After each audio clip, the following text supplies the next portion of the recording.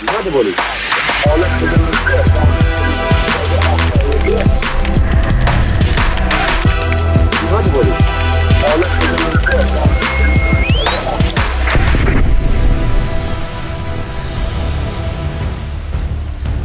a world where security cameras mysteriously fail, guards take perfectly timed naps, and billionaires develop a sudden case of terminal clumsiness, where governments take orders from shadowy men on private islands, one man stood alone to fight for disclosure.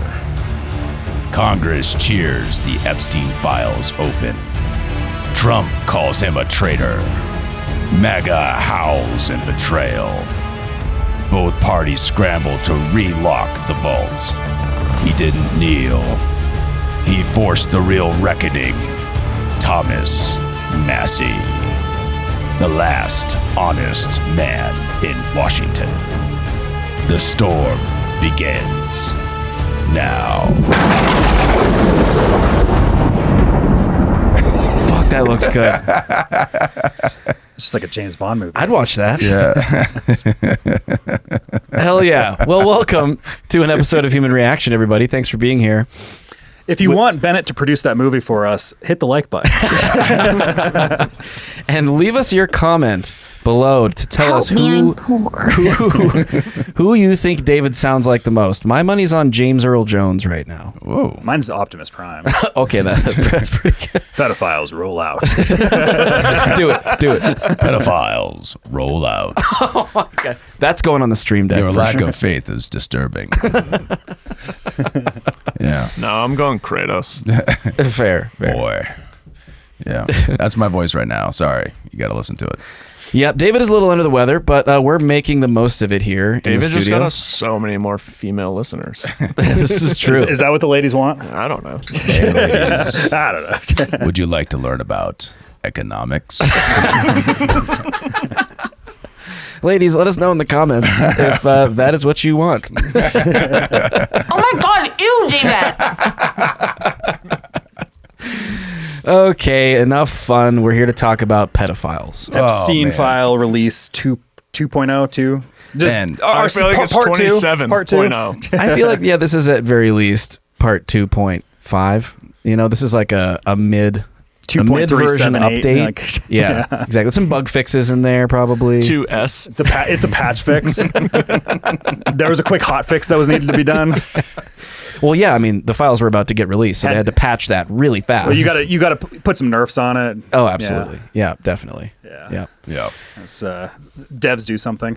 Devs, do something. The files are about to be released. Well, so where do we find ourselves in this whole saga? Let's lay the groundwork, please, James. National security is at risk. I don't know if you know this. Yeah. Why would it put national security at risk, though?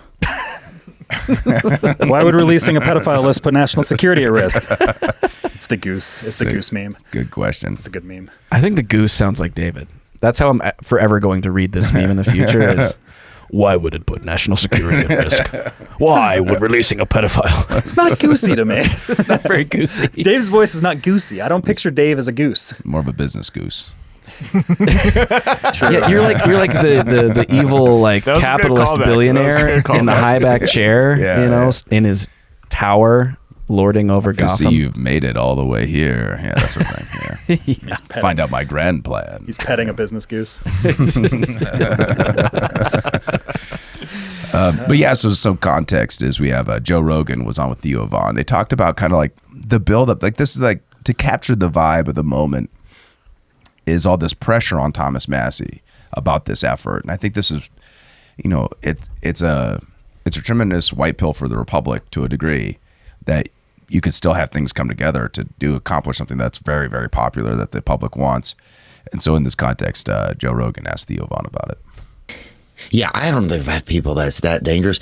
Maybe Thomas Massie. Oh, did you have him on? Yeah. Yeah, they all hate him right now. It's this is a sad thing about both political parties, not just the right, but the left too, is they decide that they're going to gang up on someone for not towing the line. Yeah. You know, like whatever happened to having different opinions? whatever happened to having different perspectives and being able to argue your perspective? But Yeah. then they have these goofy ass bills. How dare you? Yeah, I don't think that. Yeah, and this is interesting because, Thomas Massie takes a lot of the rules that Ron Paul used to take in terms of just being the odd man out. Dr. No, is what he was called. Right. And that used to be a very tolerable place in the House of Representatives, but it's become a very intolerant place as the margins have narrowed and the speaker's become so centrally powerful. Yeah. We also have the MTG saga, too, on top of this. So everybody's kind of fracturing apart right now, where Trump withdrew his endorsement of Marjorie Taylor Greene, who's always been kind of a firecracker in the House. She's always kind of polarizing figure in the House in a lot of ways, but always a devout MAGA person. And now she is now under the ire of everything, too. And here's her on CNN talking about it. I stood with President Trump when virtually no one else did. Campaigned all over the country, spent millions of my own dollars helping him get elected. And I think that's incredibly important. And I do support him and his administration. And I support them in delivering the campaign promises we made to the American people. His remarks, of course, have been hurtful. However, I have something in my heart that I think is incredibly important for our country. And that is to end the toxic fighting in politics. And this has been going on for years, and it has divided our country, split up friends and families, neighbors, and it's not solving our problems. The most hurtful thing he said, which is absolutely untrue, is he called me a traitor. And that is so extremely wrong. And those are the types of words used that can radicalize people against me and put my life in danger. What do I you know think words. I have the happened? best what words. do you think is the reason for this? Unfortunately, it has all come down to the Epstein files, and that is shocking. And, I stand with these women. I stand with rape victims. I stand with children who are in terrible sex abuse situations. And I stand with survivors of trafficking and those that are trapped in sex trafficking. And I will not apologize for that. I believe the country deserves transparency in these files. And I don't believe that rich, powerful people should be protected if they have done anything wrong. And so I'm standing with the women, and I will continue to do my small part to get the files released. Nothing bad can happen. It can only good happen. See, I was really waiting for that one. Perfectly timed. That was the one.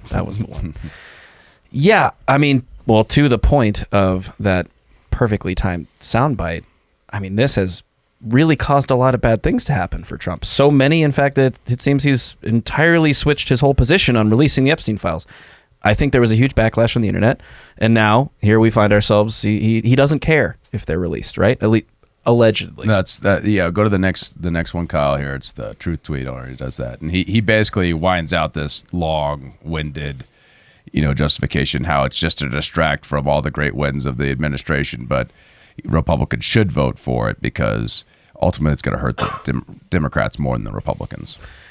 And there seems to be some truth to that. It looks like Larry Summers has resigned his spot on the board of OpenAI after being revealed as an Epstein, client or something, some sort of collaborator in the files that were just released. And it seems like Harvard is now started an investigation against him. So, and he was, he's a huge core central Democrat. I believe he was Obama's like an economic advisor or something like that. I forget the exact title. Did Larry give a reason for that? His resignation? Yeah. Well, was it directly because of this, or what was his reasoning? It was directly timed after this. I don't know that he has come out and said, whoopsie daisy, I'm in the Epstein files. I'm out, y'all. But I'm sure it's coincidence. It is interesting. I'm sure it's just a coincidence. Yeah, so he was the economist at the World Bank, former president of Harvard.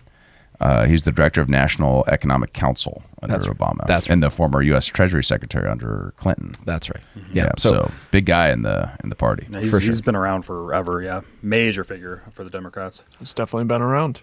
Now, I mean, the question in my mind is like, I mean, while he is sort of a very central Democratic figure in the party, is he sort of like a sacrificial lamb in a sense? Because he's obviously not one of the big names that people feel like they want to see substantiated in these files releases. I mean, namely Bill Clinton, for example, or Podesta, or whatever. One of these like guys who have been sort of the central part of the whole Epstein web that the internet has woven, the sort of myth around it that we haven't yet like fully substantiated with evidence. Yeah, I think that's an interesting question. I don't know who people want to be on the list as much as or in association. As we said in the podcast before, there is probably no list, right? There's no like, here are all the guys I, got dirt on over my career. That would be a very autistic sort of thing to do, is just start making lists of the people he got dirt on. If there was an actual list, that would be very circumvent for, like, we could be looking at that as that's not the real list. You know what I mean? Like, if there was an actual list, like, that would be sort of a red herring. That would be a planted thing. Yeah, you'd think. Well, I mean, but there was apparently a black book of some kind. I mean, Epstein kept some kind of record. Wasn't there allegations of that? On the open market, you can go buy it. Right. Yeah. I mean, it's like $72,000 or something like that. To buy the actual book? I could look it up. Yeah, so somebody bought it. I don't think it's on the market. All right, so we're starting a GoFundMe to buy Epstein's black book. Yeah, what's the Epstein's? Let me look that up. Epstein's black book open on market. Yeah, so the black book was it wasn't like a diary, right? It was his flight logs and records of people that he'd been around. What we're getting now is his discourse as he's trying to network in, mostly in the time period, at least with the most recent release, the Republicans release, which I have a little bit on the story on that later, is mostly his efforts to try to just get within Republican and Democrat elite circles by saying, I have special information that only I can give you, right? Mm-hmm. Yeah. Open bidding last year on Epstein's book went up for auction, bid starting at $35,000. That's it. Those are rookie numbers. We got to get those numbers up.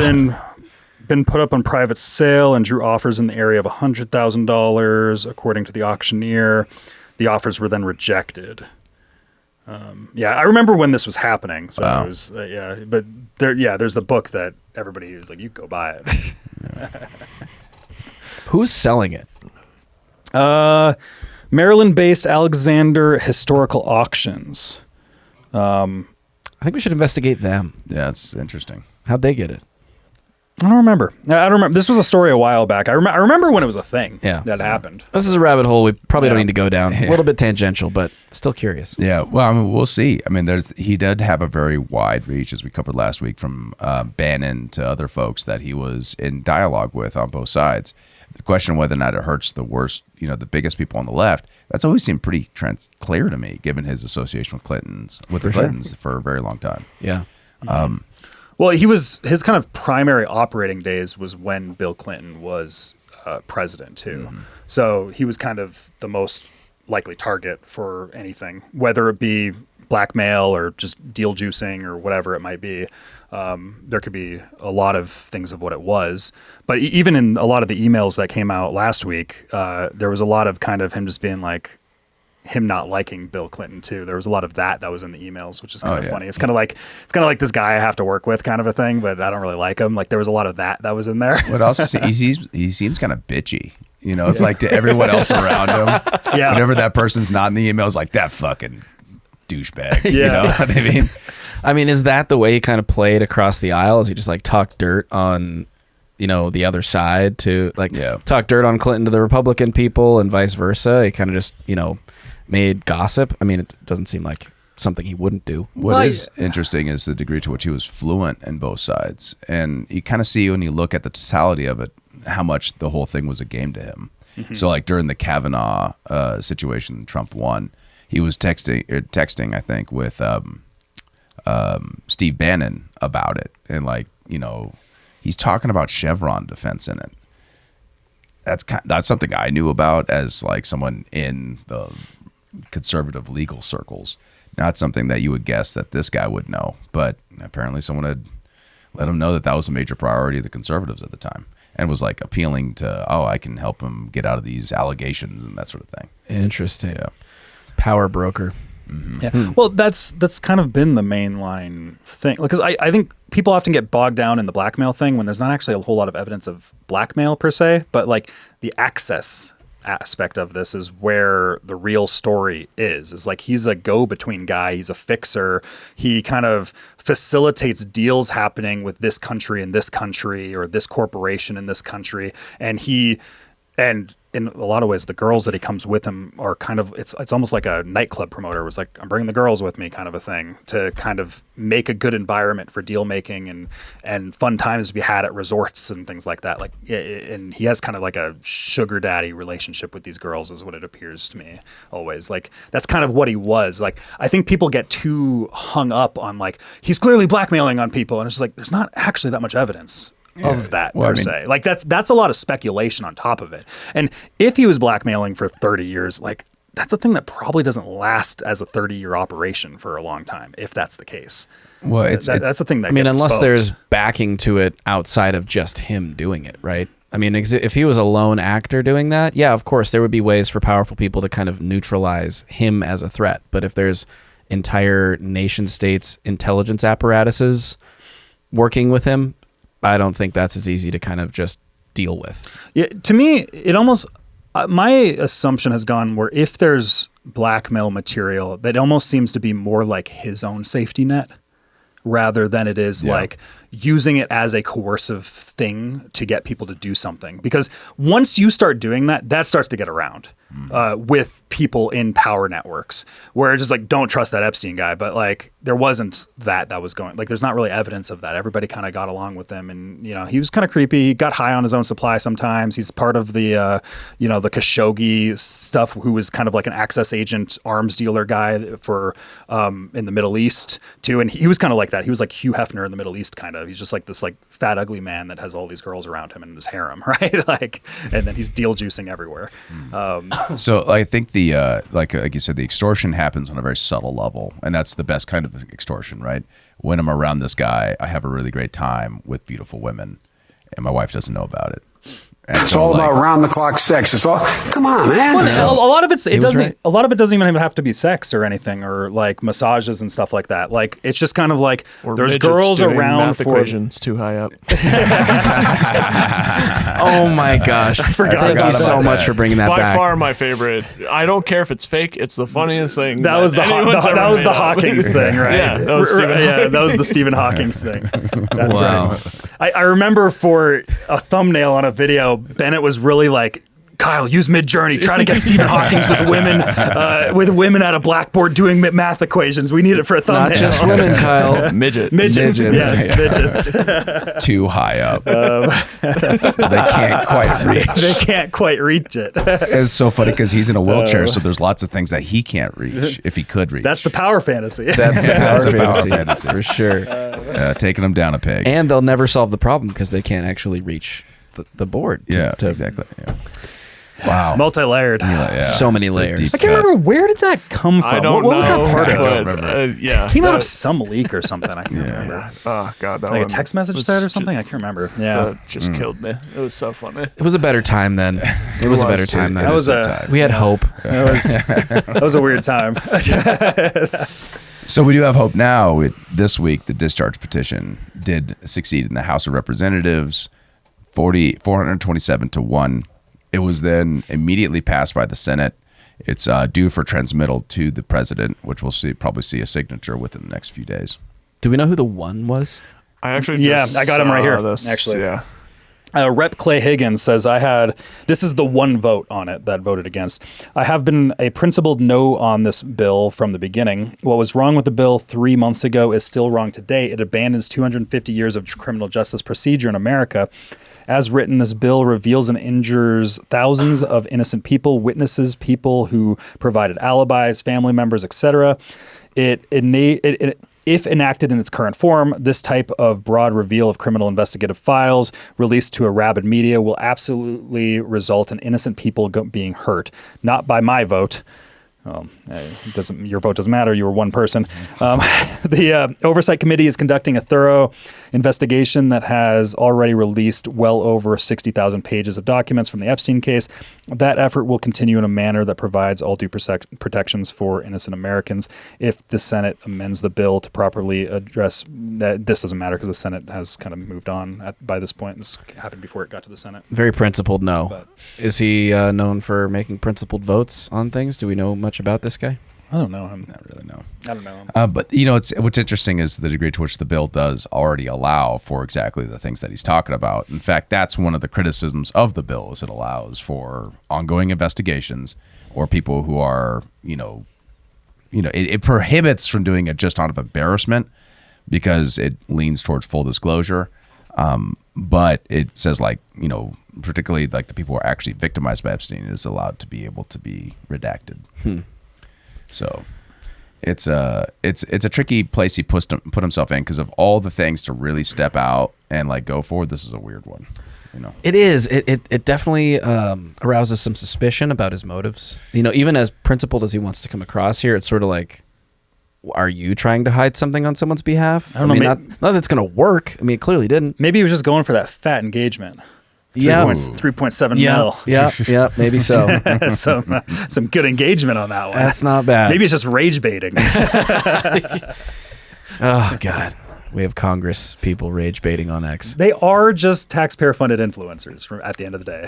Yes, that's always how you should look at these. Yes, people. That's a really bizarre and dark way to view it, but I think you're actually right. That feels right. I am getting a note from Bennett here. I believe it's from Bennett. Somebody in the notes. This is the conspiracy is saying, theory. Kyle, look at this. Yeah. What his real motivation was. Okay, wait, go up. Let's read this. The only member of Congress who voted no on releasing the Epstein files, quote, "Do you care more about the U.S. or Israel?" He says, "That's like asking if I love my daughter or my wife more." Let's watch the clip. Okay.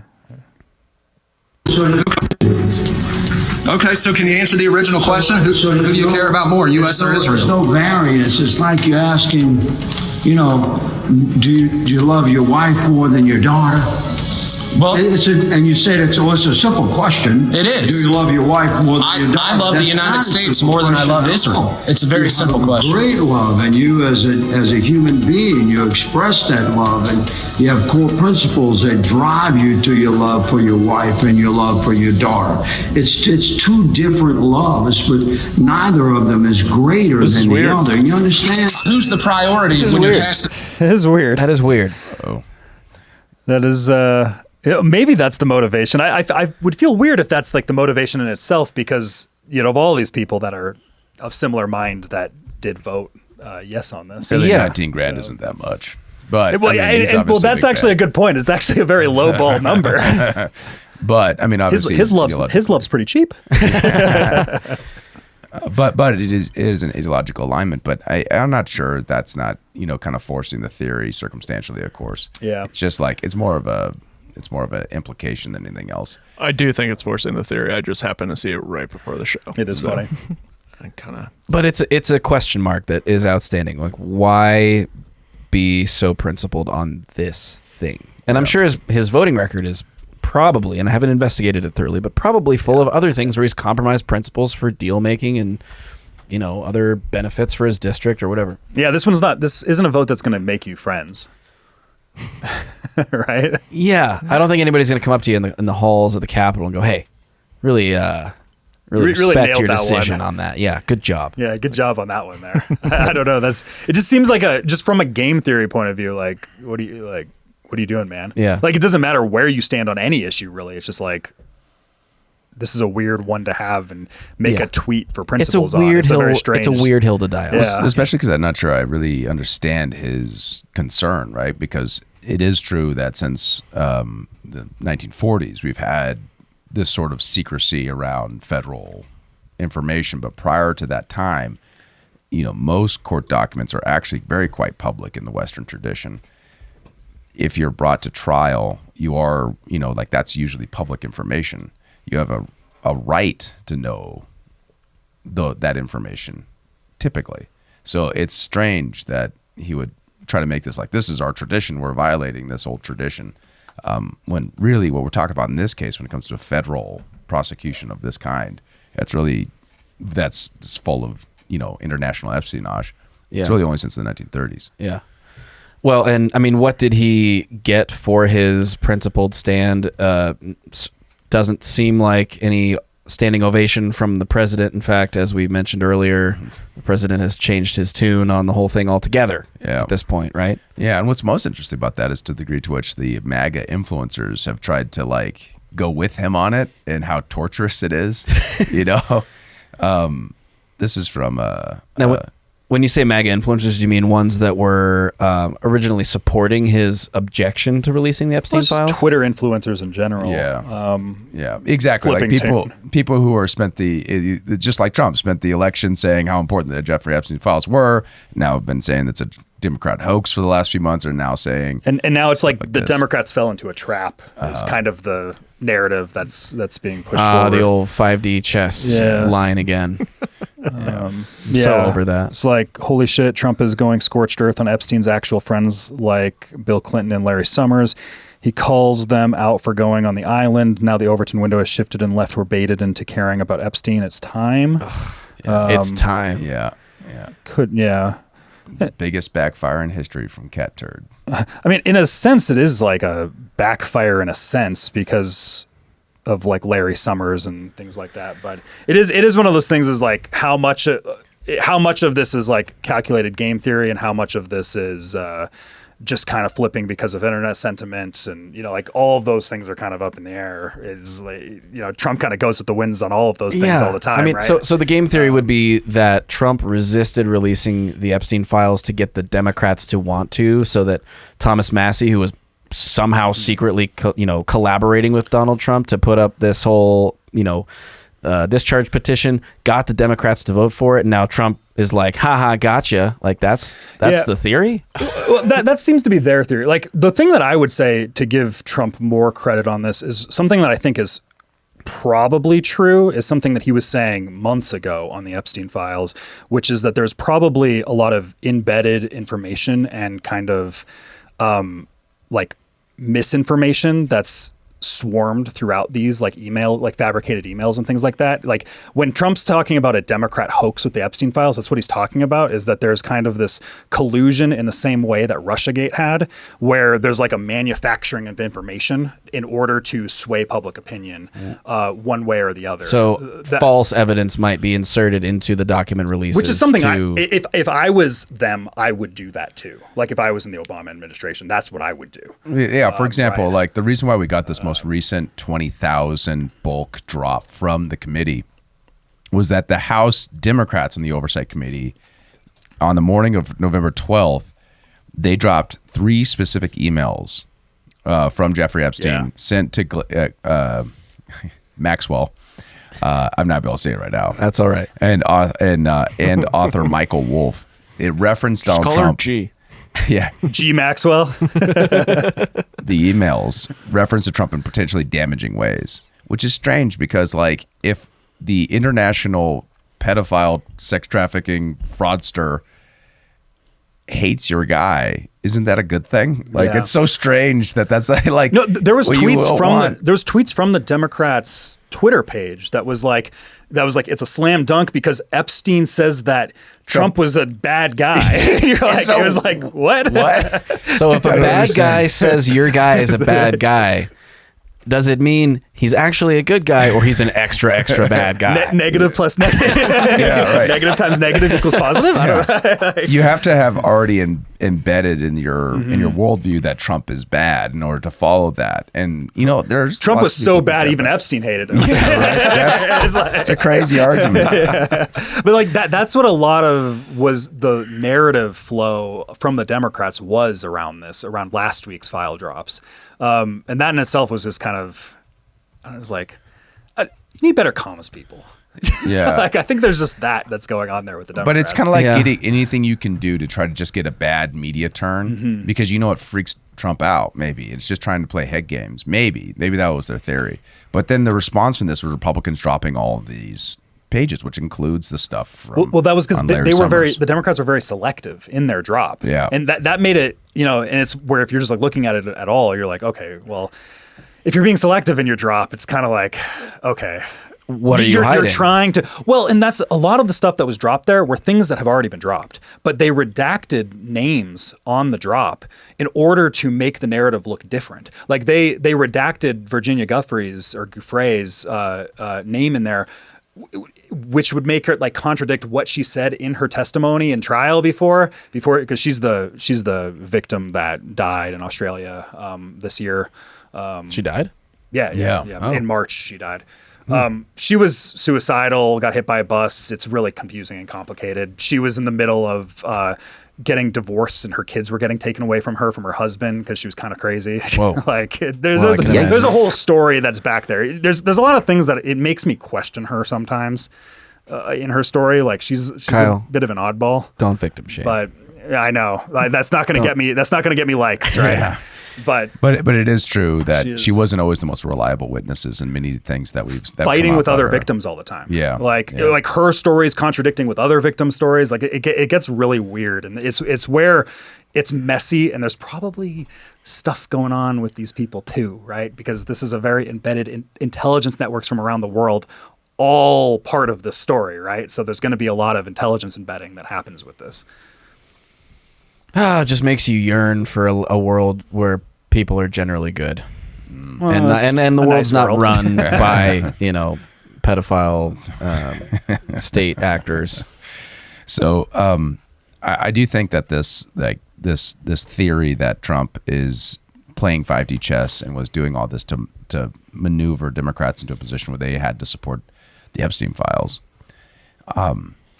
might be true, but it seems to me more like this is the result of Trump trying to protect particular people who are implicated on the right, and the left getting so over their skis about trying to embarrass Trump during his administration so that they could have potential electoral wins in the midterms. They may be overextended, and then we're going to have, the investigations can now be selective on the Republican side, and so what gets released is actually the Democrats. Okay, so that's kind of moving on to the next topic of this, which I think has upset a lot of people at first blush, which is Pam Bondi coming out and saying we're going to activate some new investigations around this stuff, which a lot of people see as a way to sort of re-lock down certain parts of the Epstein files that might be the parts that we want to see, right? And so a lot of people are mad at Pam Bondi, but you're saying the potential is basically for her to be selective in what they're investigating to reveal more things about Democrats? Yeah, because they can lock up the Republicans by investigating them and then dropping the investigation. So they investigate the Republicans, lock up the files, and release all the stuff on the Democrats. That could be what they do. Because, as I said last week, this has become a political gun. All you do is use it to shoot the other party, right? And with that, it's kind of leading. They still have tools at their hands to use this. If you ask her, though, she'll tell you that it's not because of the discharge petition. It's because new information came out. From where? Is this the clip that we're... Yeah. New investigation by the Southern District of New York U.S. Attorney prevent the department from releasing all of the remaining files? So we have released over 33,000 Epstein documents to the Hill, and we'll continue to follow the law and to have maximum transparency. Also, we will always encourage all victims to come forward. What are the next steps, Madam Attorney General, for the DOJ regarding what we assume President Trump will sign into law with the Epstein files? Is this going to be on the Justice Department website? What are you doing here over the next 30 days as we understand it? We will continue to follow the law with maximum transparency while protecting victims. Yeah. When you say follow the law, Madam Attorney General, you weren't a liar. You will provide all the files by 30 days? We will follow the law. The law passed both chambers last evening. It has not yet been signed, but we will continue to follow the law, again, while protecting victims, but also providing maximum transparency. Madam Attorney General, the DOJ statement earlier this year saying that the files would not release. Is this AI mentioned generated? the fact that Cash Patel the just staring review into of space. the documents and the evidence like a did not fly suggest that looks that into, any one additional of those investigation of zappers. That's just what I picture. Harry, don't go into the light. Yeah, so that next question is where she says new information came up, and that's all she says, right? Okay. Just like the rest of it, we're going to follow the law. New information, it's bullshit, right? I mean, is anyone else's bullshit meter going? You can't handle the truth. I just couldn't help but see this in the guy on the right over her shoulder. Wait, go back. Go back to the video. good. To the beginning. To the beginning. Nah, that's pretty good still. Make it bigger. Make it bigger. Here, let me Jesus Christ. let me just do a little. This is the shit I think about when we watch Pam Bondi give a press conference. I could not help but watch Cash the whole time. Yeah, just so you guys know, like I'm getting sent these things mid podcast all the time. It's very distracting. Like my notes for me getting all the clips is just flaring up. Kyle, show this, show this. Oh my god. Yeah, he has serious grumpy cat face. Sorry for the listeners who are just listening, but the guy over Pam Bondi's shoulder, who is not Cash Patel, looks like Grumpy Cat. And anyways, moving on. All right. So how are the majority of the political right feeling about Pam Bondi right now? Are people in favor of this move because it's somehow tactical against the Democrats, or are people outraged by it? I have not heard anyone advocate for the theory I just put out. We're breaking news shit right Yeah, here. no, it's a theory. If James I were Earl Jones coming to the table with some brand new hot shit right now. Pam Bondi's like, I'm changing the deal. Pam Bondi, roll out. Epstein files will not roll out. DOJ deploy. Okay, so Trump or Massie accused Trump of launching some of this. We don't have to get into the video of it, but he did an interview on the Daily Mail about or ABC, sorry. Where he kind of lays out that theory of this could be a way that they actually avert justice. So, like he's concerned about it, but I think he's concerned about it from the clearest, most like this is about absolute transparency and getting to the real place where if you did something wrong, the public's got to know about it, and we can't trust. And this is like the underlying value here. No one trusts the FBI. Totally. No one trusts Why? the DOJ. Well, I mean, dude, we've just had Tucker do the whole expose he did on Thomas Crooks and how did Tucker Carlson give us more information on the guy who shot the president than the FBI? Because a lone investigator privately on their own time. How did a lone investigator gave it to Tucker Carlson? And that's crazy. That's an insane moment. Well, I think that it comes down to a lot of the reasons for shielding all of this. It is kind of like what Mike Johnson said, where it's like national security risk or whatever, but it's like there's these hidden networks that all of these nation states use for various intelligence activities, and a lot of times contracted out, and shadow banking is a part of this too. And so there's a lot of like hiding that stuff, which is kind of the layer outside of government oftentimes, I think. And that is the problem. Yeah. That is the problem. Like, that's what people want to get to the bottom of. That's the whole reason that these are important to people. Yeah, but like what I'm kind of saying, that's the reason why we don't know all the information on any of these things. Like I think there's a similarity that exists with all of it, whether it be even the Charlie Kirk shooter and kind of the investigations around that too. Like it's a similar story that exists there. And I think it doesn't matter what party you're in necessarily. Like I think this is kind of above the parties. I think it's above the nations a lot of times. Like it's much more transnational. I would agree. Like especially because the CIA I don't think the CIA is doing necessarily as much of the stuff that it used to do back in like the 60s, 70s, 80s time frame of when we all look at like, Operation Midnight Climax and all that, and all these like weird like Stargate and all these stories. A lot of that's been kind of, I think, contracted out and exists out in the ether a little bit more. And it's kind of things that all these different nation states use in their intelligence apparatuses. Yeah. More so. And then they have like embedded networks in these nations that they tap into as well. Yeah, it's closer to a cartel or private crime, right? And that privatization of intelligence as like the function that it currently operates in. But I think people they don't like this system. Mm-hmm. They're like, if this system relies upon this sort of getting away with something that the rest of us are prohibited of doing for moral and just reasons, like the exploitation of young women. We don't want our country doing that, no matter what the cost is. And that is, I think, the just position that the moral compass of Americans bring us to, that our government can't obey it by special rules that don't apply to the rest of us. And that's the really disturbing part about Trump resisting Thomas Massie in this way and trying to call him on the carpet and primary him and throw this money at getting him out of Congress, is like Thomas Massie is holding that banner. And so what does that say about Trump's moral compass? That all these people thought after he got shot, he had this come to Jesus moment, and he was this, devout religious man. He was on a mission from God. He was saved by God to lead this country to a better place. And where the fuck are we now? Yeah. Where's that guy? Well, to maybe steelman some of this is that there's probably a lot of diplomatic entanglements that exist in all of these things too.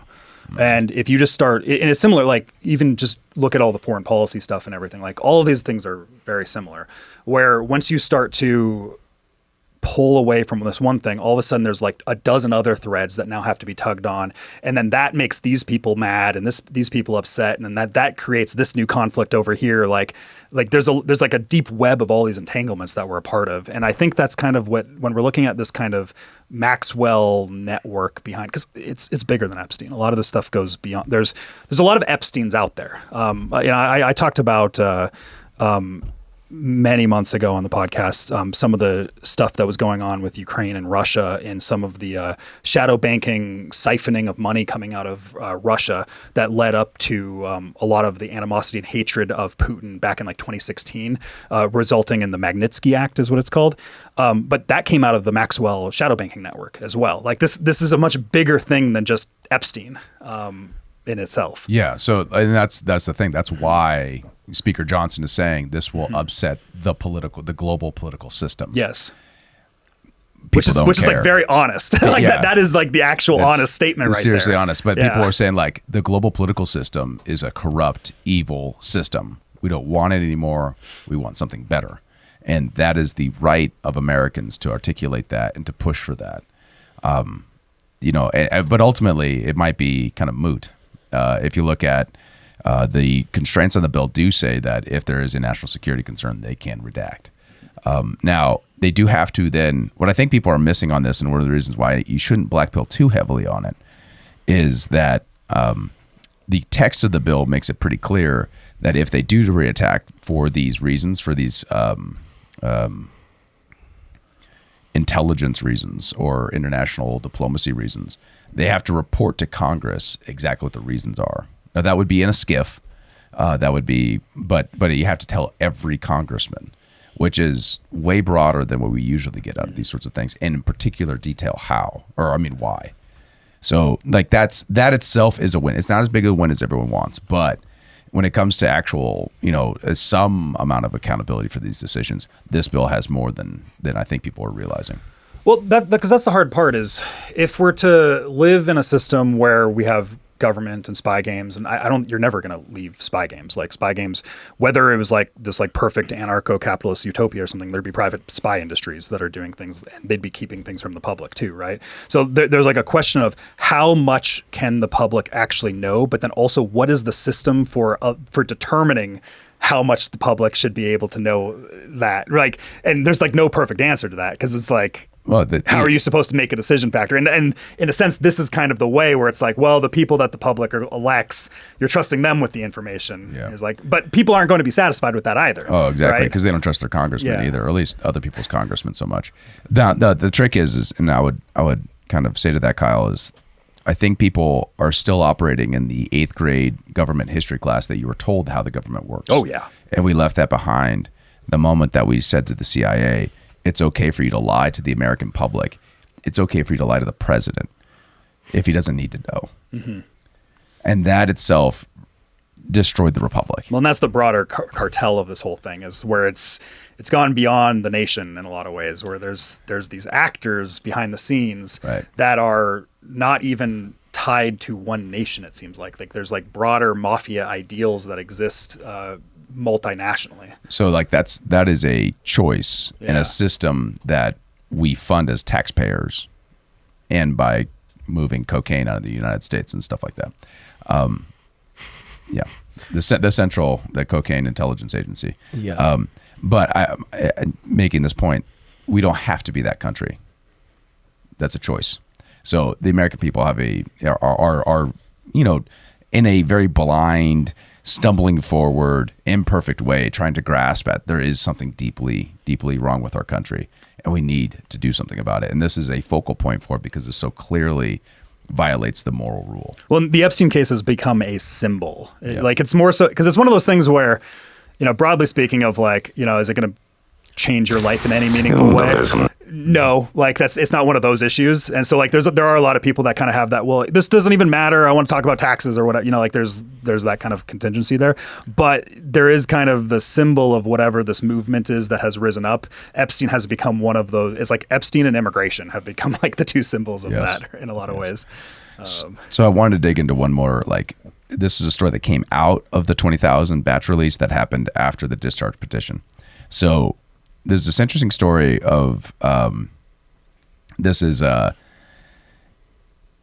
actually an old story that reemerges with this. So like this was known some time ago with some other releases. This is actually a duplicative release, but it provoked because of the momentum of the whole moment and all the the energy in Congress. Some time ago, there was a Democrat representative from the Virgin Islands named Plaskett. And she was live texting with Epstein during a cross-examination with a Trump appointee, trying to find dirt on the Trump administration or embarrass the Trump administration with this, as Epstein is live texting with her. Wasn't it Cohen? Yes. I believe it was Cohen who was Michael testifying. Cohen. Yep. It's Trump's former lawyer was testifying. So I thought I haven't found this really presented anywhere that well. So I thought we could do the text messaging for people so they could see how it would read out. All right, Joe, you're Plaskett. Dave, with that sexy voice, I'm you were Epstein. Epstein. Okay.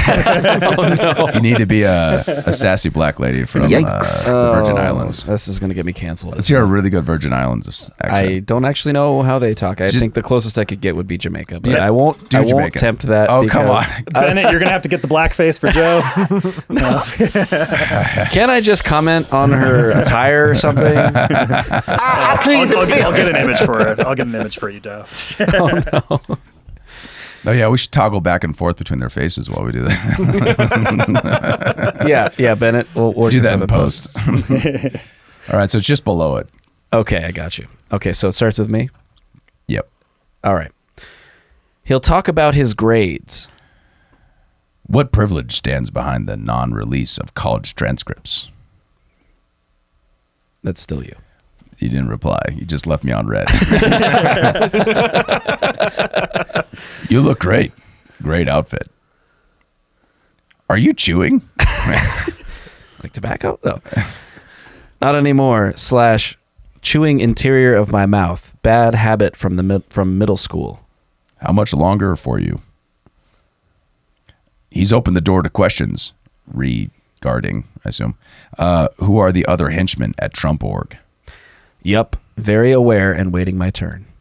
Cohen brought up Rona, keeper of secrets. Rona? Quick, I'm up next. Is that an acronym? That's his assistant. This is referring to Rona Graff. Okay, so now I'm on camera, and I press Cohen on the Trump.org name, specifically asking about Miss Rona, and demanded more associates like Alan Weisselberg. Good work. So, so this happened live during a congressional hearing. Yes. Mm-hmm. Yeah. So like you literally have like, when you think of like the worst terrible stereotype of like what people are afraid of is happening, is a rich billionaire with shady international connections with like puppet strings watching you on C-SPAN, feeding information off of C-SPAN. However, what the hell? Of all the reps he could have chosen, the rep from the Virgin Islands is like maybe not the most significant. Well, I mean that's his representative, I guess. So yeah, that's how she justified it. She's like, I was just texting with a constituent. Don't you just text with your constituents? You know, you're full of shit today. Oh my gosh. And she is on the Intelligence Committee. It is weird that a rep from not a real state is on the Intelligence Committee. That is really weird. A non-voting member, right? Like she doesn't actually get like a vote the same way. I don't think the they states vote, get votes, but they do participate. Yeah, and I assume if she's on the Intelligence Committee, she's getting these classified briefings. That's so weird. Which is why would a wild. non-voting representative get classified briefings? It is worth remembering that. Was it for Epstein? Maybe she was feeding them that. We don't have that information. It's speculation, of course, but Yeah. like it's very strange that she's on there. I mean, I don't know. It's worth remembering. We covered this way back in the day when this happened, but she is the one that was threatening the like Matt Taibbi with prison during That's the Twitter right. during the Twitter file stuff. Yeah, that's Because she was like the really annoying person during that whole hearing, and she was like the Democrat attack dog defending the like the whole complex of the censorship during the Matt Taibbi and Schellenberger.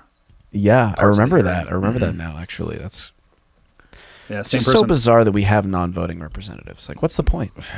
Well, you, It's like a you got to make sure participation that trophy. you got to make sure the territories don't get all uppity. you Yeah, know? you got to make them feel like they once shot up Congress for doing that. Yeah, Puerto Ricans did Puerto do Rico. that. Yeah, Word. yeah. Word. They didn't dig that. But okay, so what happened is Republicans decided when this came out again, we're going to punish the Democrats for forcing this vote in the Epstein files. So they make an ethics complaint to try to get her kicked off the Intelligence Committee. Big deal. So the Democrats then go after another guy, Rep. Corey Mills. Get this. Corey Mills simultaneously dated Sarah Ravini in D.C. and Lindsay Langston, who is Miss United States 2024 in Florida. So he's a Florida representative. He's got 2 girlfriends. And Oh, yeah, brother. Dude's a player. So his DC girlfriend called police alleging assault, who later recanted with no charges. The police wanted to press charges. Oh, it's this guy. It prompted Langston, when that came out, his Florida girlfriend to end their relationship after 3.5 years, after which Mills allegedly threatened to release their sex videos and warned future boyfriend, like threatened future boyfriends. Langston also claimed this is the DC girlfriend, also claimed he routinely took money bags of cash from visitors. A Florida judge granted her a protective injunction in October 2025. And of course, he denies everything. But look at this Chad guy. Like he's getting play. I mean, woof. Money bags from visitors? Yeah. And they even identified some of the visitors. Like who? I actually, it's in the Blaze article. I can't remember off the top. That's crazy. I mean, I guess I shouldn't be surprised by anything anymore. Yeah. I don't know why. But it was some like transnational shipping organization or something like that. Anyways, yeah, sounds like a front for human trafficking. Well, serious accusations of corruption. So this is like the how Congress works, how partisan, how absurd it is. You have a lady who's getting the international sex trafficker texts, can't get off of Intelligence Committee because the Democrats, to protect her, threatened to actually bring an ethics violation for this guy. And so Republicans kill the Democrat one, and Democrats, of course, never have to bring theirs. So many things wrong with this. I mean, this is why we don't trust this system, Kyle. This is why people look at it like, I guess I'll burn it down. I don't want it. I don't want it. Seriously. It's insanity. Look at that girlfriend, though. Especially because he's like got the gray beard. Guess chicks are into that, huh? Yeah, he's got the post, like the former veteran or the military veteran, cleaned up, joined Congress kind of look. He does give me the dude with the eye patch. He gives me those vibes. Crenshaw vibes. Yeah. And every time I get somebody with like Crenshaw vibes, I'm like, I don't trust you. It's just like there's like an archetype there that I just don't trust. He's also got Zinky with the beard vibes too. You see it? You see it? Just cover up the bottom half of his face. Yeah. Really? Yeah. I don't see Zinky in there. Zinky's our former congressman who was Secretary of the Interior during the early parts of Trump 1.0. Also accused of some interesting sort of corrupt behavior. Yeah, Puerto Rican energy stuff. Is that just a prerequisite to be in Congress? Apparently. You got to have You don't say that. You got to have some dirt that can be got on you. I don't know. I mean, there are a lot of rules. It's easy to violate rules. Zinke's case was like, order. I mean, the one that actually got it's like bought. Contracts with buddies type of stuff. Yeah. And then it was also like overspending on office budgets and stuff like that. But I mean, still, it's not it's only a small degree that it's not getting live text messages and questions fed to you from a internationally renowned active. This is after 2008. He's a known pedophile at this point, so.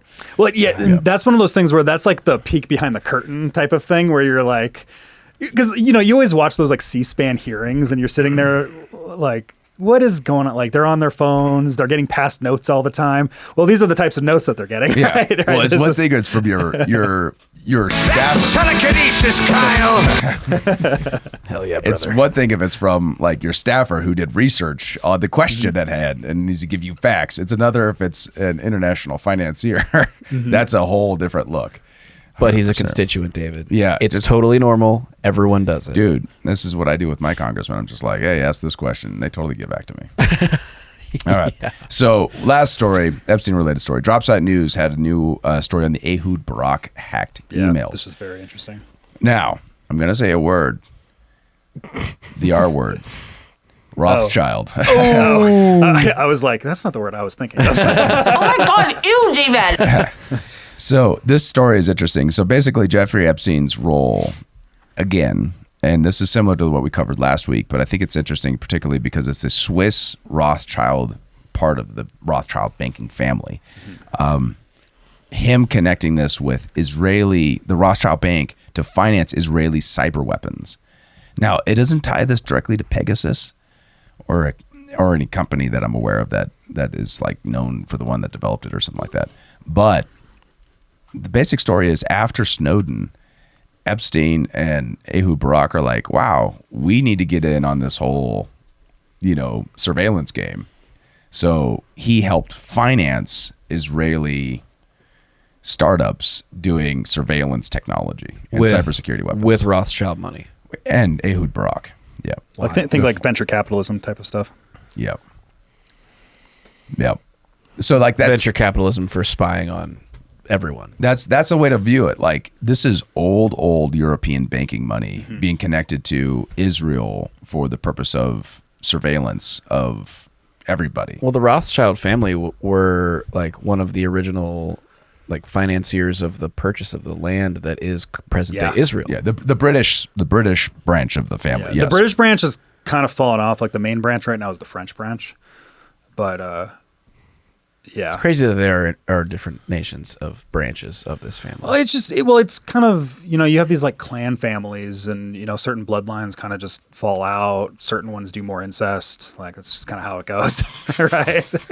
The British ones did too much incest and they're dying off. So I think it's more so the French kept it within the family to keep the thing going because they looked at the Medicis and they're like, wow, they just married off all their women and then they just fell apart. Oh. And I think in France, it's probably a different story. So you get Macron.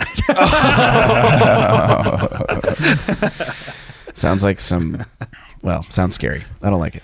Yeah. So like when they say that he was a Israeli asset, this is now what we know amongst all the other more circumstantial evidence. We have solid evidence in this case and demonstrates the kind of level that we're talking about when we say this is above nation states. This is at that level of trying to manipulate world systems like old international European banking money. I love you saying manipulate world systems in that voice. Say it again. Say it again. Manipulating world systems. Oh, that's so sinister. That's Epstein from his island. Manipulating world systems. Yeah, and he does this by being a charming guy who's like taking this lady, Ariane de Rothschild, to dinner. He calls her a Nepo baby in the emails. It's hilarious. Yeah. And once again, him being bitchy, like I said, like it's so funny. He's just like, she's not even like a good Rothschild. She's like a Nepo baby. Like that's I'm paraphrasing, but that's kind of like what he's insinuating in the emails. It's pretty funny. Calls her just like because she got like a major banking position and it's just pure nepotism. Like it's just kind of like this. I mean, it wasn't nepotism, but he was no brilliant banker or I don't know. He seems smarter than a lot of I don't know. Like there's there's kind of that vibe. You have people like Eric Weinstein that will say like I met him and he just didn't really know. But I think that's just because he was fabricating kind of what he was doing. So he's just kind of like says the right things to be like, I'm a currency trader. And it's like, no, you're a money launderer. You know, like it's he's competent to the degree that he had to have been substantially, if you know his biography, substantially differentiated from everyone else at Bear Stearns to the point where they put him in this sketchy role, and then he got outed and then went on to then become a billionaire. He wasn't necessarily smart. He just had compromised morals and was willing to do things other people wouldn't do and was relatively good at it. Well, and that was the thing at Bear Stearns is he was doing the playing the box strategy where he was like doing things illegal, but he had the cover of Bear Stearns, and then Bear Stearns found out about it. Like this is kind of like allegedly what the story was, and then when people do that, instead of going to the authorities, they're just like, you're out of here, because like it would be too much implication on them as a company. Yeah. But then they just can the people, and then they try to like kind of blacklist them. But that's what Epstein was allegedly doing at Bear Stearns. But the theory is that launches his career into money laundering and how to move international money around and hide it. And that's why he's doing estate management advising for Rothschild, amongst many other people that we now have evidence of. And my guess is kind of like, my guess is that it's like senior partner, kind of Commonwealth intelligence agencies and kind of Rothschild banking stuff. And then like Israel's like the junior partner in this, because like they're kind of the ones in a lot of ways, kind of, you know, you mentioned, I think it was you, Joe, the Rothschilds doing most of the funding for the inherent state of Israel. Like that's like a European project in a lot of ways. Yeah. And so he's roped into that, but then you end up putting a lot of the blame onto Israel, and they kind of take a lot of the blows. And they can take a lot of the blows because there's so much mythology wrapped around them that kind of helps them take all those blows.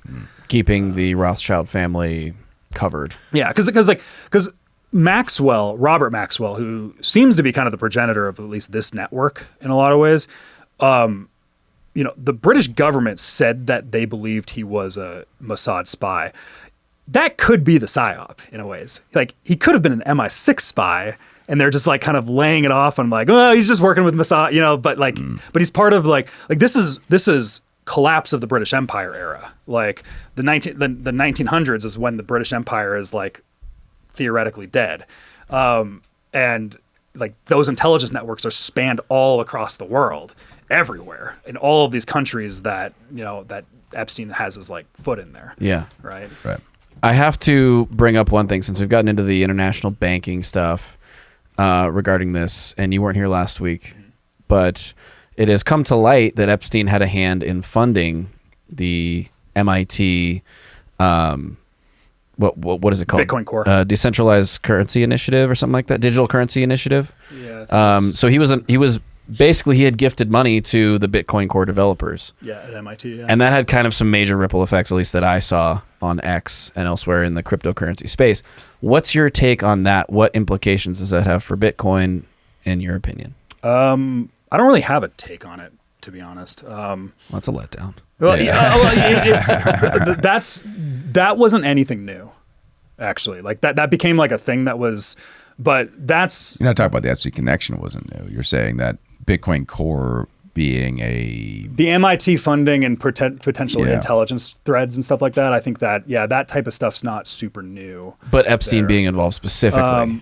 Yeah, that I guess that's a bit newer, but like he always had connections to Epstein, so like that's not a crazy leap for me to make. When I heard that, I was like, oh, that makes sense. Especially with what I know with how he kind of courted all these technologists. Like he was in all sorts of technology, and he had such a deep ties into MIT as part of his thing. So that didn't seem too crazy to me. I think, if people aren't following, there is a theory that there was a time period, 2015. 2016, somewhere in there, where there was a big split in the cryptocurrency community. 17. Called the block wars, right? Where in order to facilitate more transactions, Bitcoin needed to upgrade so that it could move bigger blocks, bigger chunks of data. There was a group that started prior to that became very influential, that basically advocated, no, keep the blocks small so that you can have more security on the network by having more computers be able to basically carry the ledger. Other people disagreed with that, and they were saying like this will actually slow down transactions, make it more expensive. It's bad for actually adopting Bitcoin as a payment method. So they said, oh, what we'll do is we'll build a second layer of that, like references Bitcoin and move Bitcoin around in fractions, and it's cheaper. But that second layer introduces a whole nother set of problems. People theorize that Blockstream, am I saying that right? Mm-hmm. Yeah, Blockstream was an effort by intelligence agencies to keep Bitcoin expensive, and so it couldn't be competitive to money directly. Or to the major payments processors like Visa and MasterCard. Right. I mean, I can just say, doesn't totally surprise me to find out that Epstein was involved in BTC. Well, this stuff is coming post BTC though, like this type of stuff, like post white papers and Satoshi. Oh yeah, like this is several years after the fact. But small block Bitcoin is what I mean by BTC. Yeah. My thinking has shifted a little bit in a sense where I think, especially now that we're seeing kind of mainstream American adoption when it comes to the government and this White House and kind of them bringing it into Visa, MasterCard adoption, all this stuff, stable coins, all of these things. I could see a conspiracy theory of there being that there was kind of initial funding to help push the development. Because one of the problems with a lot of these cryptocurrencies is that they're all run by these foundations, and the foundations then have to end up selling their own coins in order to function. And it creates this like downward effect. Ethereum, Bitcoin, they're all kind of like this. But I could see this being as a means of attacking the old world system, which is kind of the European banking finance. I kind of talk oftentimes about the central bank wars between like the New York banksters versus like the European banksters, which we're talking about Rothschilds and stuff here, right? And these things, I think that there might be more connections into there's like this broader, there's the old British Empire system of banking that existed there. And then there's like a shift behind the scenes of trying to move on to something new. And it is kind of like this collaborative America banking project with cryptocurrency, stablecoin type of stuff that's going on there. And I could see there being kind of like, let's just see like, this Bitcoin thing, let's funnel some money to some developers to just kind of make sure that thing kind of like, let's just kind of like keep an eye on that. Make sure it heads the right that, direction, yeah. especially as a digital gold is less threatening to various different interests than digital money. Mm-hmm. Right, a competitor with the dollar as opposed to a competitor with gold, which being difficult to move and heavier and more expensive in terms of like the transaction fees. It does provide some barriers for direct competition to the dollar, and that's the theory. Well, and the stablecoin side of as stablecoins continue and if they become more widely adopted as just the day-to-day currency that people are using, and there's going to be kind of this like bridge that probably exists there of, it's going to be a generational divide. But as that continues to grow and those are getting backed by government bonds and whatnot, this allows kind of the debt cycle to continue much longer. Yeah. Much longer. Yeah. Much longer than anybody would expect. Stable coins are buying treasuries as like their asset to reserve for that. As their stable, which just provides way more demand for US dollars, provides way more demand, and just obliterates everybody, and especially the Europeans themselves. They're like, we must fight against this. This is not, they're very anti all of this stuff while the Americans are adopting it. So I think there could be kind of like seeds that sat there and were a part of this. But there's a lot of speculations that exist there. And, and other stable coins that aren't necessarily backed by US debt, those founders sometimes get found washed up on the beaches of San Juan, like that sometimes happens.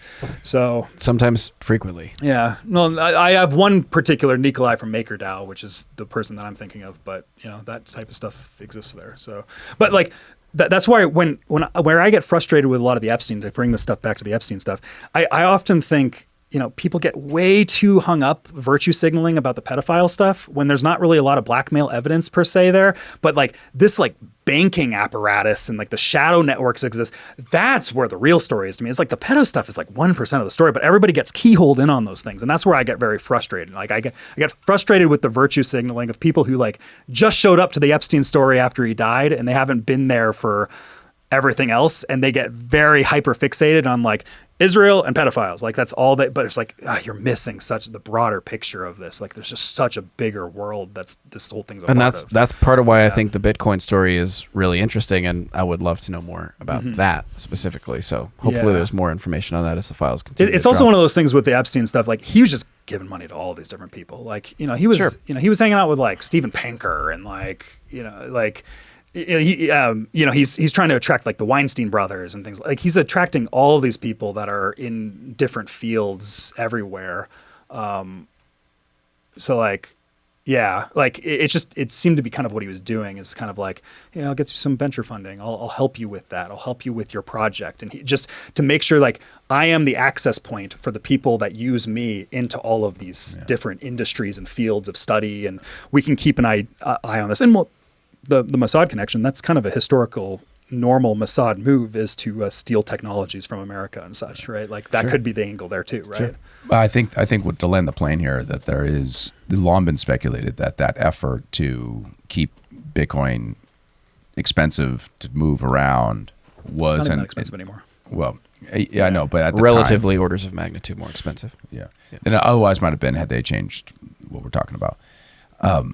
Was long speculated as an effort by intelligence agencies to keep that competition from happening. And now we have evidence of that, given you have a spy asset doing the work that he's and giving the money where he is. Doesn't mean that necessarily was his intent. It could have just been trying to get access. It could have been lots of things. But there's something there. There's there, given those that trace of money. Well, I think intelligence entities 100% were wanting to keep an eye on Bitcoin as this thing. And it's probably because they're